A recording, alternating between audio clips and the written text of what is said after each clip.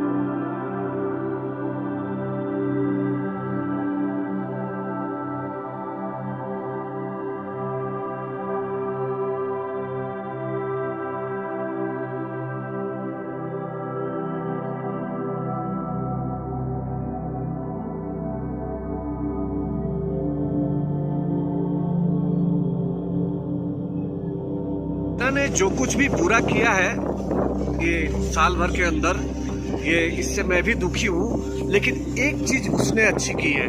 क्या की है? उसने इंडिया की खुजली की है। खुजली किस टाइप का? मतलब कि बॉर्डर एरिया के हिसाब से इंडिया उतना वो क्या सतर्क नहीं था कि मतलब बनेंगे ना रोड आराम आराम से, परंतु अब उसने खुजली की है तो अब जरूरत बन चुकी है इंडिया की कि जितनी भी जल्दी हो सके अपने बॉर्डर एरिया के रोड जो है वो दुरुस्त कर लिए जाए, ताकि सेना को कम समय में यहाँ से वहाँ विस्थापित किया जा सके, ले और आया जा सके साजो सामान को भी।